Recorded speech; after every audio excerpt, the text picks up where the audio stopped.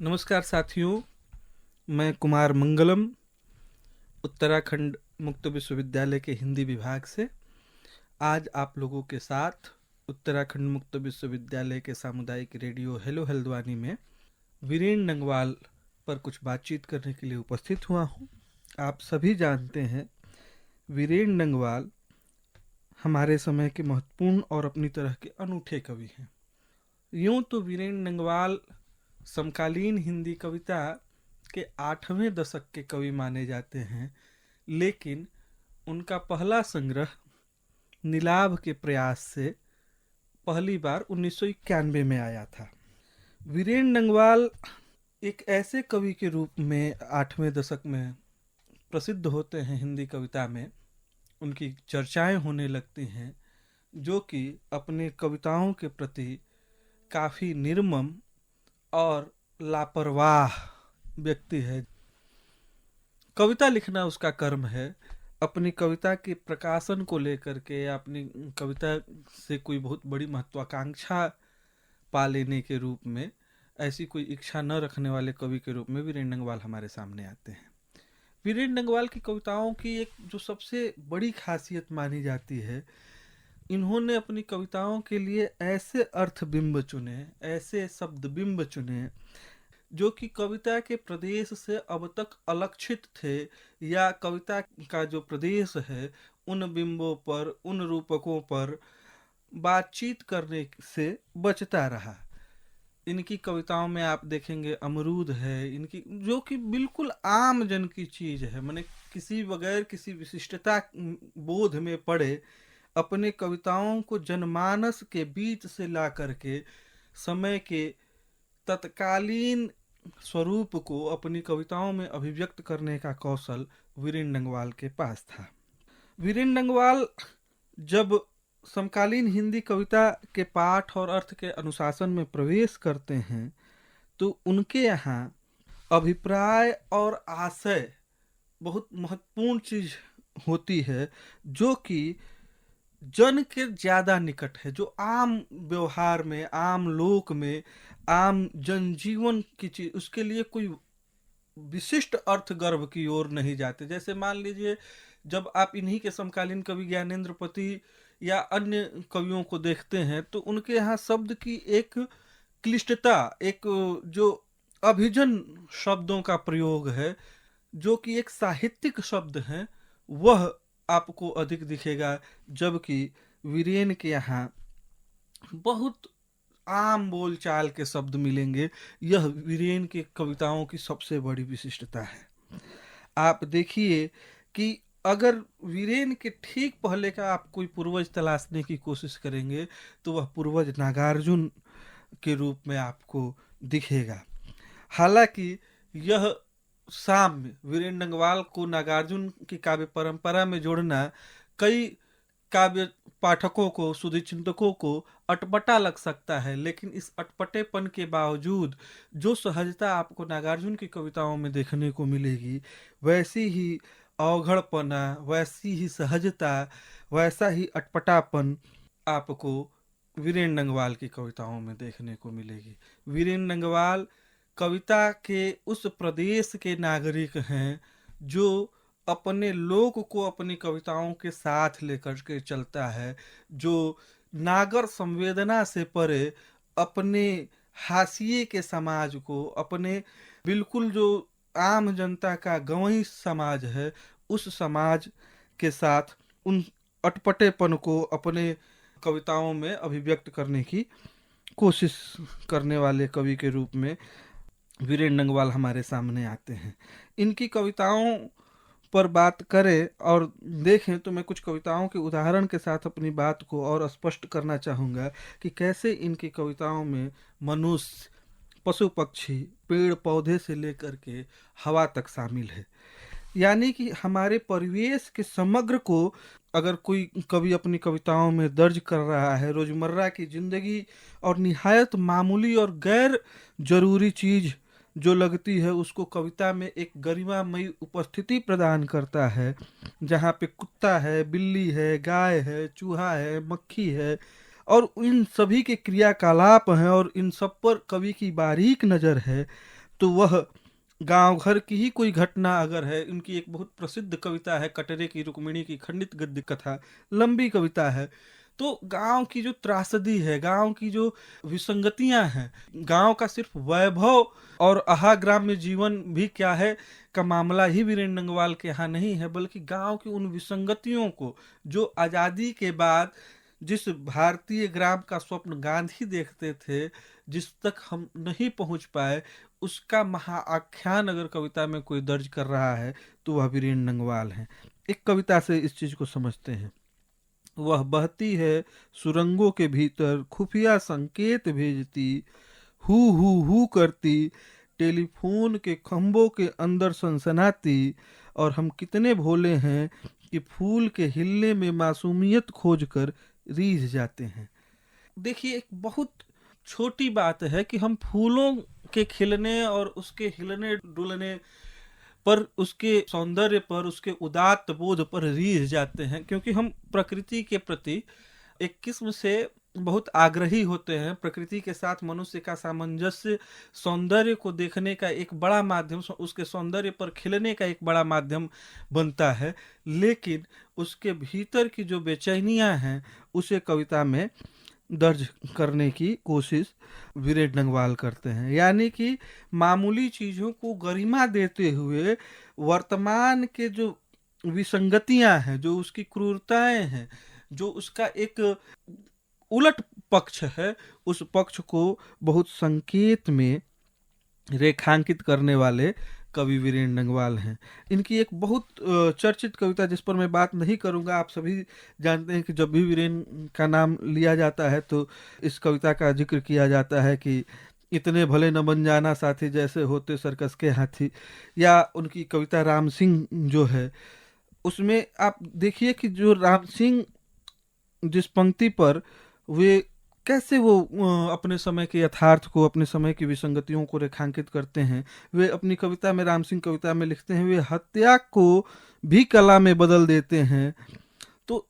आज जब हत्या एक कला का रूप ले ले रही है, माने हत्या हत्या जैसी नहीं लग रही है, बस हम अखबार रोज उठाते हैं और खबर देखते हैं यहाँ हत्या हो गई, वहाँ हत्या हो गई, तो हत्या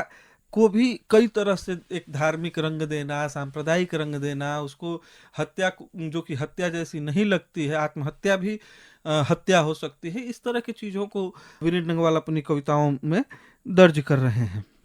आप उनकी एक बहुत सरल व्यंग वाली कविता देखिए। अब दरअसल सारे खतरे खत्म हो चुके प्यार की तरह, दरअसल चारों तरफ चैन ही चैन है, एक एक बच्चा जा रहा है स्कूल, बस में, स्कूटर पर, साइकिल से, हर पेट भरा हुआ है, और इन आधुनिक पोशाकों का तो कहना ही क्या, वे भी हर एक के पास हैं कई कई जोड़ा। यहाँ पे जिस तरीके से वीरेंद्र नंगवाल ने व्यंजना शब्द शक्ति का प्रयोग किया है, मैंने अपने समय के यथार्थ पर जैसी व्यंगपूर्ण दृष्टि वीरेंद्र नंगवाल की इस कविता में अभिव्यक्त हुई है, वह भी आपको देखने की जरूरत है। ये कहना ना होगा कि ये सारी पंक्तियां कविता का स्वप्न ही नहीं, मनुष्यता का भी स्वप्न हो सकती हैं, लेकिन हकीकत हमारा समाज, हमारा आस पड़ोस, हमारा वर्तमान इससे कहीं उलट और कहीं अधिक क्रूर हो चुका है। मैंने आज हमारे समाज में कई ऐसे मनुष्य हैं जो मनुष्य के न्यूनतम शर्तों पर भी जी रहे हैं, और उन न्यूनतम शर्तों को भी अपनी कविताओं में वीरेंद्र नंगवाल दर्ज कर रहे हैं। आप देखिए कि जब समकालीन हिंदी कविता की बात होती है, इनके समकालीन और भी जो महत्वपूर्ण कवि हैं, वे सभी कहीं न कहीं सत्ता के बरक्स मनुष्यता को और बेहतर करने के पक्ष में खड़े हुए लोग हैं, जो अपनी कविताओं के माध्यम से मनुष्य भाव की रक्षा कर लेना चाहते हैं। वे अपने समाज के सभी ताकतपूर्ण और क्रूर लोगों के प्रतिपक्ष के रूप में खड़े हैं, वो चाहे सत्ता की क्रूरता हो, वो चाहे मनुष्य की क्रूरता हो, वो चाहे अन्य किसी भी ताकत के माध्यम से समाज में अपने आधिपत्य को बना करके रखे हुए हैं, उनकी क्रूरता हो, उन सब के प्रतिपक्ष में ये सारे कवि खड़े होते हैं। हालांकि समकालीन हिंदी कविता में यह भी देखने को मिलता है कि हमारे समय का यथार्थ इतना जटिल, इतना संघनित हो चुका है कि हमारा जो कविता का स्वप्न है, हमारी जो कविता का यथार्थ है, कई बार अपने समय के यथार्थ को पकड़ने में छूट जाता है। कई बार वह सिर्फ अपने समय का आख्यान बन जाता है, वह सिर्फ अपने समय को ही दर्ज कर पाता है, समय को अतिक्रमित नहीं कर पाता है। फिर भी वीरेंद्र नंगवाल, मंगलेश डबराल या इस तरह के जितने भी इनके जो समकालीन कवि हैं, उन कवियों की सबसे बड़ी ताकत यह है कि जो इससे पहले अकविता या नक्सलवादी कविता में राजनैतिक प्रतीकवाद की जो कविता का शिकार हो गई थी, तो उनसे निकाल करके बिल्कुल सहज, सरल और स्पष्ट भाषा में उन कविताओं को दर्ज ये कवि कर रहे हैं। आप वीरेंद्र नंगवाल की कविताओं में आई जो स्त्रियां हैं, मैंने अभी आपको ये बात बताई भी कि वीरेंद्र नंगवाल की जो कविता है कटरे की रुक्मिणी की खंडित गद्य कथा, या अन्य कविताओं में जो स्त्रियां आती हैं, उन स्त्रियों को भी देखने की जरूरत है। वे बार बार अपनी कविताओं में उन्हें मनुष्य के रूप में पहचानने और रेखांकित करने की कोशिश करते हैं। पोथी पतरा ज्ञान कपट से बहुत बड़ा है मानो इसकी वकालत करते हैं, और वे अपनी कविताओं में कहीं भी स्त्री को विशिष्ट बनाने की कोशिश नहीं करते, बल्कि स्त्री को उसकी साधारणता में, उसके स्त्रीत्व में पकड़ने की कोशिश करते हैं। कविता वीरेन, जो कि वीरेंद्र नंगवाल की कविताओं की संपूर्ण किताब है, उसकी भूमिका में इनके ही समकालीन कवि मंगलेश डबराल भूमिका में लिखते हैं, साधारण चीजों की एक असाधारण दुनिया दिखाने का काम हिंदी कविता में कुछ हद तक हुआ है, लेकिन वीरेन की कविता जैसे एक जिद के साथ कहती है कि मामूली लोग और मामूली चीजें दरअसल उसी तरह हैं जिस तरह वे हैं, और इसी मामूलीपन में उनकी सार्थकता है, जिसे पहचानना उनके जीवन का सम्मान करना है। और हम जितना अधिक ऐसे जीवन को जानेंगे, उतने अधिक मानवीय हो सकेंगे। शायद इसी सहजता को बनाए रखने के लिए वीरेंद्र नंगवाल की कविताओं में जो एक मामूलीपन है, कई बार ये बात कही जाती है कि साधारण होना दरअसल एक असाधारण क्रिया है। साधारण होना इतना भी साधारण नहीं, इतना भी आसान नहीं है। सरल होना, एक सीधी रेखा खींचना अपने आप में एक जटिल प्रक्रिया है। वीरेंद्र नंगवाल उसी जटिलता को बहुत सहजता के साथ, बहुत साधारणतया के साथ अपनी कविताओं में अभिव्यक्त करते हैं। उनकी एक कविता है, वो मैं आपको सुना रहा हूँ। पर हमने यह कैसा समाज रच डाला है, इसमें जो दमक रहा शर्तिया काला है, वह कत्ल हो रहा सरेआम चौराहे पर, निर्दोष और सज्जन जो भोला भाला है। यह कविता, इसके कई पाठ हो सकते हैं। मैं अक्सर ये कहा करता हूँ कि कविता अनंत अर्थ संभवा होती है, कविता में कवि निष्कवच होता है। इस कालेपन की भी व्याख्या अलग अलग तरीके से अलग अलग आलोचक करते हैं, लेकिन आप देखिए कि जिस तरीके से अपने समाज को वीरेंद्र नंगवाल क्रिटिसाइज कर रहे हैं, उसकी आलोचना कर रहे हैं, और वर्ग भेद, लिंग भेद और तमाम जो दुष्चक्र है हमारे समाज का और उसके शिकार लोग हैं, जो वर्गीय ढांचा है, उसकी संरचना है, और शोषण के जो कई अलग अलग रूप हैं और उस रूप पर आधिपत्य जमाए लोग हैं, उनकी आलोचना वीरेंद्र नंगवाल अपनी कविता में करते हैं। तो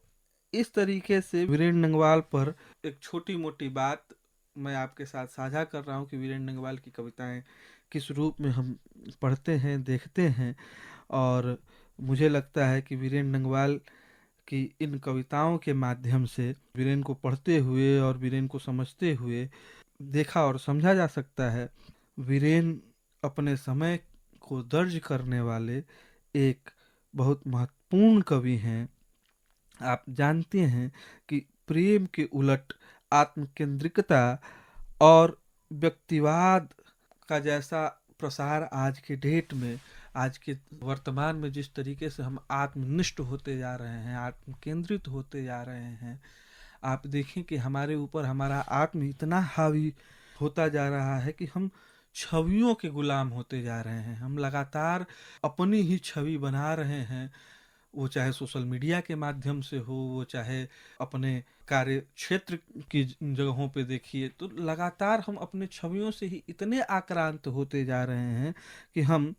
आत्मनिष्ठ होते जा रहे हैं। ऐसे में वीरेंद्र नंगवाल पारंपरिक दाम्पत्य संबंधों में प्रेम को जिस आत्मीय और गहराई तक पहुंचाते हैं, वह वीरेंद्र को अपने समय का एक महत्वपूर्ण कवि बनाती है। आप देखिए, वीरेन की एक कविता है, प्रेम कविता के रूप में वो कविता है, जिसमें एक बुद्धिजीवी पति और उसकी समर्पित भाव से गृहस्थी चलाने वाली पत्नी के बीच जटिल और मधुर कोमल संबंधों का अत्यंत कवितापूर्ण चित्रण मिलता है। इस माध्यम से वीरेन नंगवाल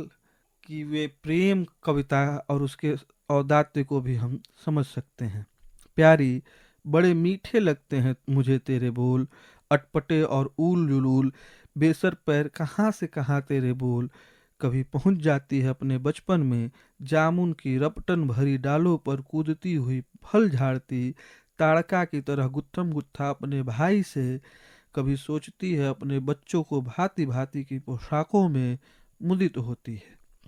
इस कविता के माध्यम से वीरेन यह साबित कर देना चाहते हैं कि गृहस्थी का वह रूप जो कि बहुत ज़्यादा नारी स्वातंत्र या गैर बराबरी के नारों से संचालित नहीं है, जिसमें पति और पत्नी की रुचियां अलग अलग तरह की और अलग अलग स्तर की हैं, जिसमें पति और पत्नी की भूमिकाएं परंपरा द्वारा पूर्व निर्धारित और पूर्व स्वीकृत है, एक अप्रकट किंतु आत्मीय और अत्यंत गहरे दाम्पत्य प्रेम की संभावनाओं को छिपाए रख सकता है। तो वीरेन नंगवाल अपनी कविताओं में निराशापूर्ण स्थितियों में भी अपने उम्मीद को, अपने आशावादिता को नहीं छोड़ते। आदमी है, आदमी है, आदमी आदमी, कमबख्त का सानी नहीं है, फोड़ कर दीवार कारागार की इंसाफ की खातिर तलहटी तक ढूंढता है स्वयं अपनी था। तो वीरेन नंगवाल अपनी कविताओं में जिस तरीके की चीज़ों को अभिव्यक्त कर रहे हैं, वह वाकई उन्हें समकालीन हिंदी कविता का एक विशिष्ट कवि बनाता है। आज वीरेंद्र नंगवाल को हम याद करते हुए इनकी कविताओं पर कुछ बातचीत कर सके, इसके लिए उत्तराखंड मुक्त विश्वविद्यालय के सामुदायिक रेडियो के प्रति, आप सबने सुना, आप सभी के प्रति मैं अपना आभार प्रकट करता हूँ। धन्यवाद।